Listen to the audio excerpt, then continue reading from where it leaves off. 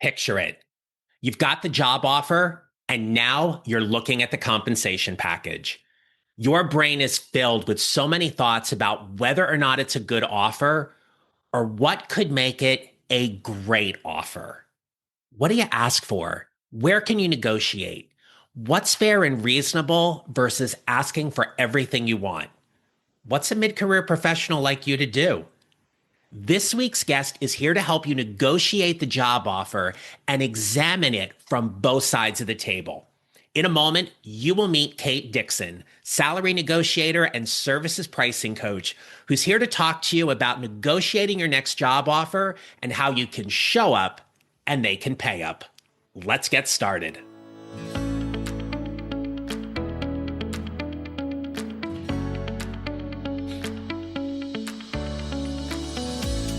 Hello, my friends. This is the Mid-Career GPS podcast, and I'm your host, John Nerrill. I help mid-career professionals like you find a career they love or love the career they have using my proven four-step formula. Before we get to today's episode, I've got a quick announcement.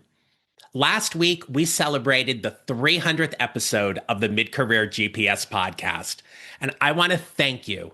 Thank you for your emails, your text, your comments, and your posts helping me promote this milestone achievement. And in case you missed it, as part of that celebration, I've got a free guide and a special Zoom event for you.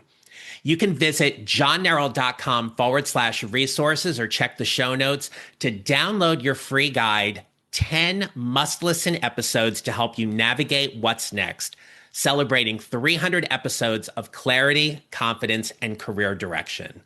When you download the guide, you'll receive an invite to a special live Zoom event I'm hosting on Wednesday, June 25th at 7 p.m. Eastern. Come join us to celebrate the podcast, and I'll be there to answer your career questions. Again, visit johnnerrill.com/resources to download the guide and learn more. Whether you're exploring new opportunities, entertaining a job offer, or trying to advocate for yourself in your current role, you will want to pay close attention to what my guest has to say. This week, I am joined by Kate Dixon, a true expert in compensation strategy and the author of the award-winning book, Pay Up: Unlocking Insider Secrets of Salary Negotiation. Kate is the principal and founder of Dixon Consulting, a B Corp certified leadership development and total rewards consultancy. With over 30 years of experience as a certified compensation professional and a certified coach, Kate brings a wealth of practical advice and real-world wisdom to the conversation. In our interview, Kate shares her own powerful mid-career story, including what it felt like to be early retired and how that moment sparked a new and fulfilling chapter in her career. She also opens up about the fears many job seekers face when it comes to negotiating offers and reveals what most people miss when it comes to asking for what they're worth. If you've ever wondered how to make sure you're not leaving money or value on the table, my friends, this episode is for you. So grab a notebook or listen in closely. You're about to get a masterclass in negotiating your worth. It is my pleasure to introduce you to Kate Dixon. Hi, Kate. Welcome to the podcast. It's great to have you here today. So good to be here. Kate, we're going to get into a lot of things today, specifically around how mid-career professionals are looking at their compensation and where they can be negotiating, perhaps a little bit differently or more strategically. But before we get into all of that, would you please share with us, what was your mid-career moment? I think my mid-career moment was when I was invited to retire early from a brand that I had worked with for 12 years. I loved the company. And I had been working like a trillion hours toward some strategic priorities, and then got this invitation along with many, many of my friends.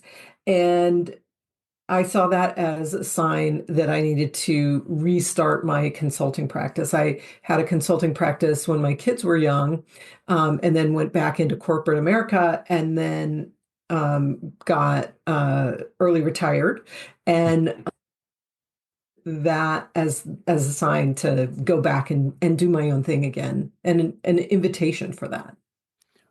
Were you surprised when you were quote unquote early retired?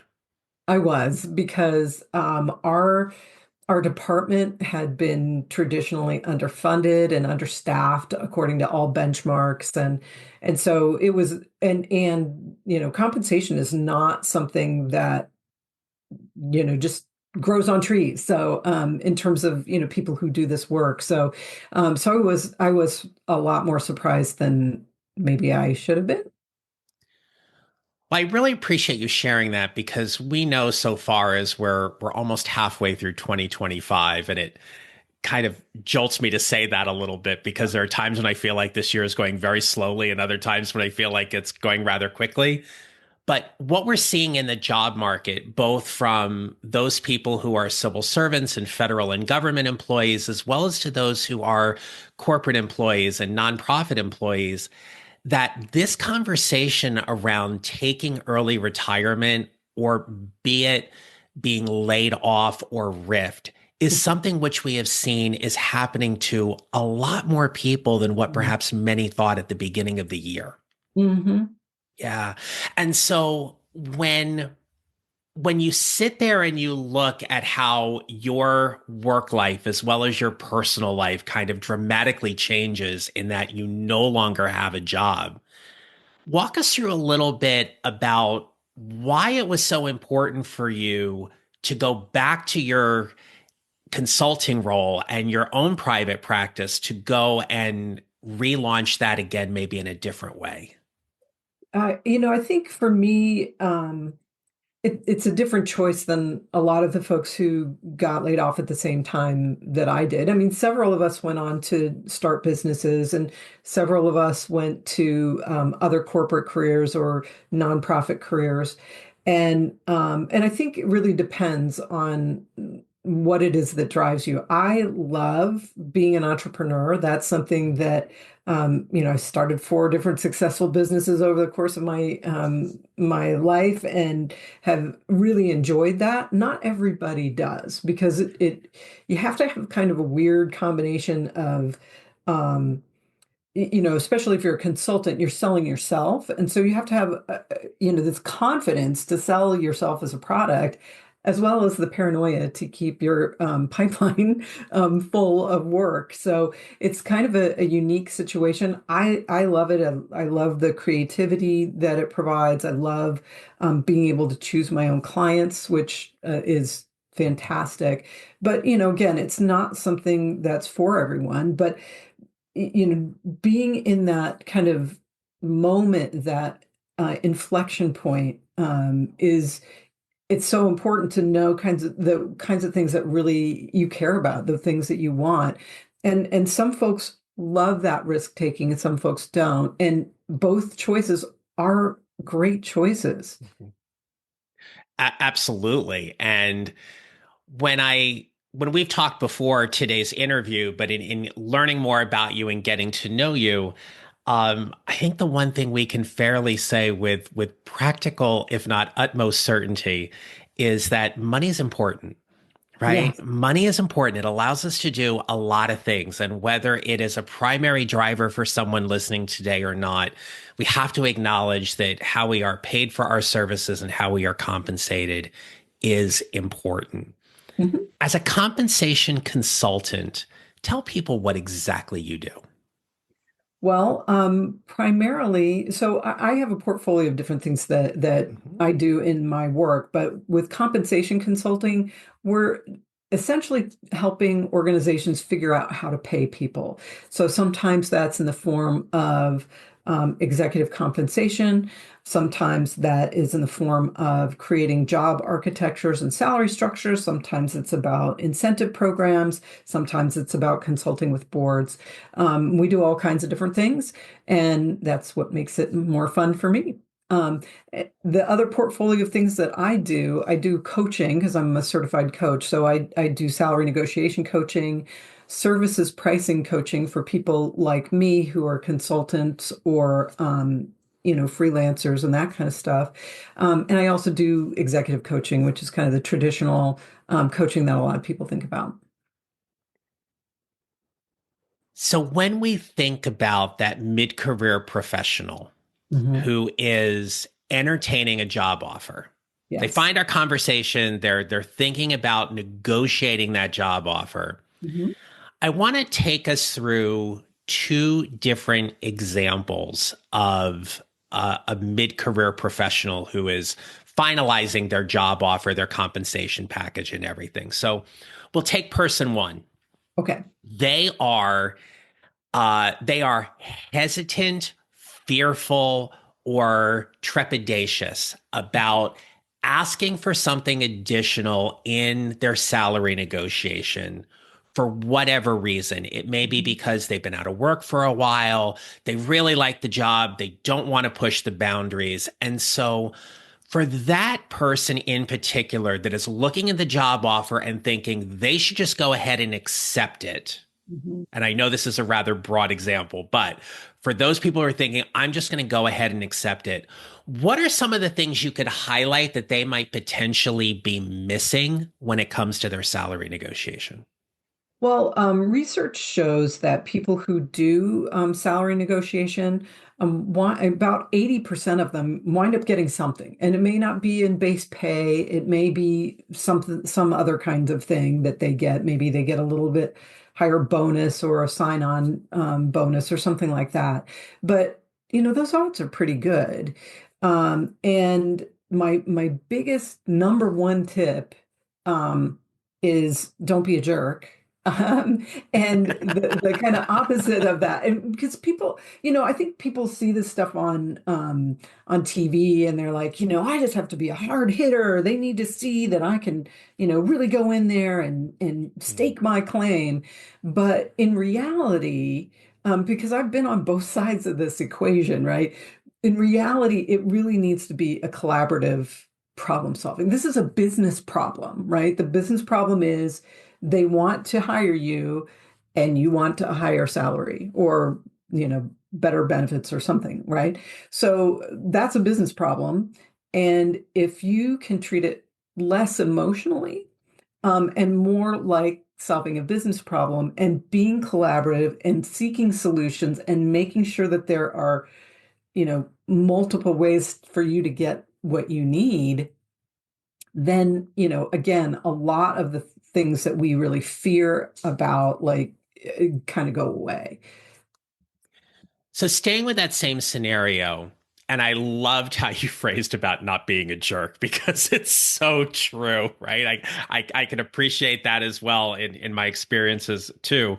Um, what would you say are some of the things that job seekers who are negotiating their offer should really shy away from? For example, people want they want a different benefits package. Mhm. They want more vacation time than what they are told they are going to get based on everybody in the company.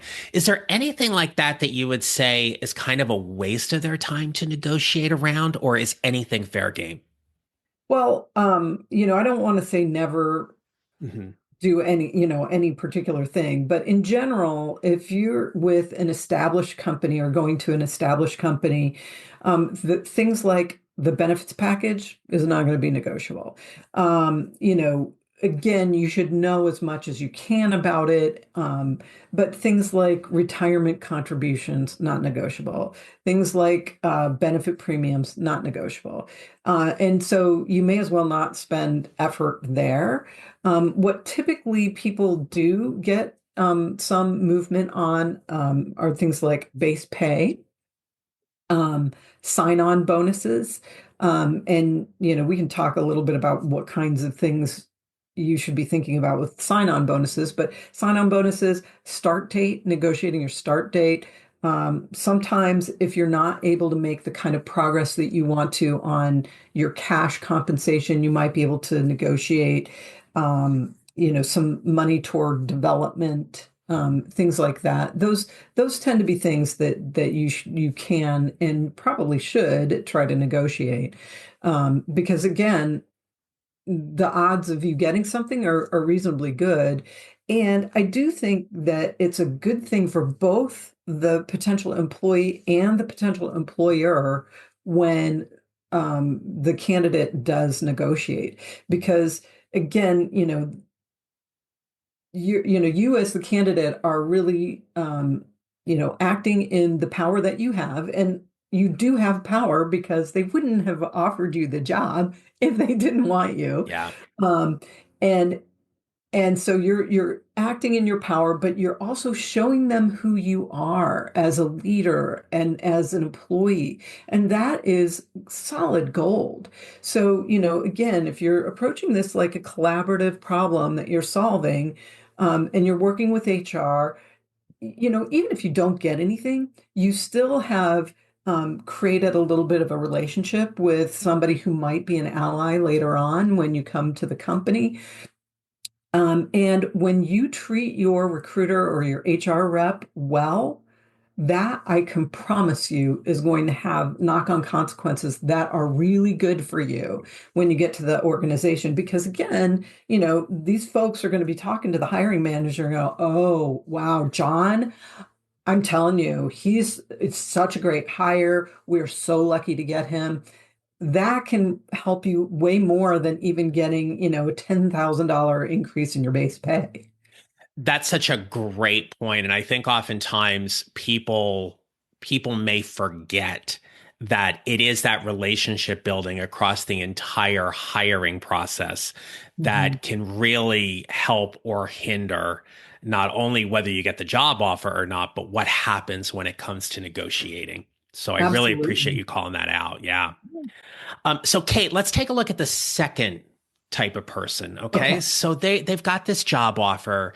And for context, let's say that they've accepted a job offer with a rather large company. We'll say Mhm. Fortune 250, Fortune 100. Okay, Okay. somewhere in there. Okay.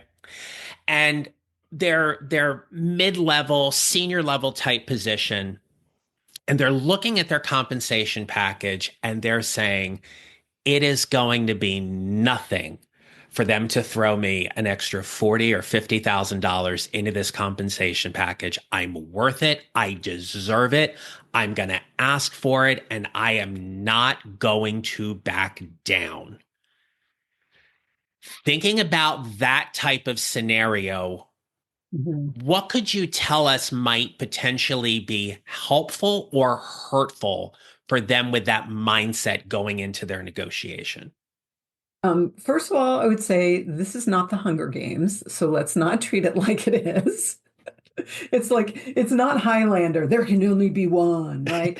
Um, and, and this is a conversation that I often have with my clients who are in sales and stuff, because they feel like, wow, this is the work that I'm going to be doing for the company, Yeah. and what does it say about me as a potential employee if I can't do a good job of negotiating? Again, the key to unlock all of this stuff is it's it's not personal because it's not. How much a company is willing to pay you is really a reflection of how they value that role, not how valuable you are as a person. So kind of get that out of your head. It's not personal, and you've got to be collaborative, because chances are very, very good, very, very high, especially with a larger company, that the person that you're doing the negotiating with does not have the power to give you what you are asking for. So you basically have to create the kind of relationship that makes them want to advocate on your behalf. And so, having this, entitlement mentality, or having the mentality of, oh no, they're going to think I'm a bad person if I negotiate. Both of those things don't really help you, because when we think about a collaboration, we're thinking about people who likely have a similar power dynamic. And whether you think, oh, the company's so important, they will never negotiate with little old me, to the company is very lucky to even have me talk to them, both of those things are not the ideal situation in true collaboration. Yeah. And I really appreciate, Kate, how you keep bringing this conversation back to how the candidate is collaborating on this offer, right? It is that partnership in terms of how they get to know you. And in the Mhm. same breath, you get to know them as well, Yeah. right? But it is that kind of collaboration that makes this actually work so much better in that regard. And to your point earlier, a really good negotiation, you're going to get some things, you're not going to get some other things. Both people end up essentially being happy in that Yeah. regard. Yeah. Yeah. Well, and again, having the employee, potential employee coming in, and one of the big things that I tell people with salary negotiation is you have to read every single thing that you get from the employer, right? And that includes the big boring benefits booklet that you get, because there are going to be things in there that, and they're going to tell you about stuff, right? And so you want to know, you really want to understand that so you can value everything appropriately. Because there are going to be things that, the new employer does that your old employer didn't, both good and bad. And both of those, data points are going to help you know how to negotiate or know what to ask for. So when you're working with someone and you're helping them negotiate their salary, their compensation package, and you you have learned from them that they're a little hesitant about being confident in terms of what they're going to ask for. Mhm. How do you help someone build confidence around asking for what they want and leaning into believing what they're worth? Yeah. Well, there are a couple of different things. So one is understanding what the market is for the kind of work that they're doing, right? So, only the company is going to know how much they're going to be willing to pay or how much they're going to be willing to increase their offer. You can't know that. But you can know kind of the ecosystem of what's going on in the marketplace. And so, some of that's going to be looking online. Salary.com is awesome. They're just all kinds of Glassdoor has stuff, and just go out and look at that. And you can also talk to people who are in the kinds of roles that you want to go into. And instead of saying, hey, how much do you make, John? You might say, hey, my research is showing that jobs like this are paid between X and Y in the marketplace. How does that land with you? And then you're taking the pressure off them to, they don't need to necessarily share, although people are getting more comfortable sharing their own salaries than they are when I was coming up. So if they do share, then that's great. But if they don't, you can still get an assessment of what's going on in the marketplace by asking that kind of question. Mhm. So that's part of it. Another thing that we do is we have script. We have a script for how the conversation should go. I have a four-part conversation recipe about what you do at each stage, and those kinds of things can really help, and you practice. One of the things that people think they don't need to do is practice these conversations. And it's fundamentally different when you're practicing inside your head and when you're speaking the words. Because I don't know about you, but I am like super smooth when I'm doing it in my head. But, when Yeah. the words are actually coming out of my mouth, maybe not quite as good. And so practicing, if you've got somebody at home that you can practice with and they can do a role play with you, that's great. But, talk to your dog. My dog is Mhm. great. He'll listen to me all day long, Yep. even if I repeat the same conversation over multiple times. But you can do it and record yourself on your phone and play it back and listen to it yourself. But sometimes that can make you feel a little bit weird. But it just do practice, right? And if you can't do anything else, if you don't want to, like, oh God, a four-part recipe, that sounds a lot. I have seven magic words for you. Seven magic words of salary negotiation. And they are what kind of flexibility do you have, right? What kind of flexibility do you have? So if you can say, oh, thanks for the offer. I see that it's, 100,000. I was really looking for something in the 120s range. What kind of flexibility do you have? And then the most important part of that conversation is the silence that happens after. You're going to, oh my God, I'm so nervous. I want to say something. Give them a second. You're asking a question that's not a yes or no question, which is important because you want their brain to slow down enough so that they can actually process it, right? So you have to let them process it. And it's going to feel like forever, but it's not. It's probably going to be, 20 or 30 seconds. Just be quiet, Yeah. let them answer, and then see what happens. You and I are on the same page with that. I do the same thing with my clients in terms of rehearsing with them about asking the question and not saying anything after. Hold Mhm. that space, let them breathe, let them react, let them respond. You just got to be prepared to listen. That's all you Mhm. need to do at that point. The 7 words are fantastic. I thank you for sharing them with us. My pleasure. Kate, I can only imagine you've got so many wonderful stories from the people whom you've helped over the years. Would you share with us one particular success story that just tells us a little bit more about who you are and how you help people? Sure. So there's one that sticks out to me. There was a woman that I helped who was going to her dream company, a Fortune, let's say 10, so we don't like Right. tell you who it is right off the top. But really, really great company. It was a nice big increase to her responsibilities. It was going to require her to move across the country, and so she was really focused on negotiating her base pay, her sign-on bonus, and her equity because she was getting stock options. And so I'd asked her about the relocation package, and she's like, "Oh, well, they have two options. You can either just take a cash bonus and then do it yourself, or you can have the company do, the relocation services and stuff like that." And she's like, I feel really uncomfortable having people know all about what I want to do, so I'm just going to take the cash.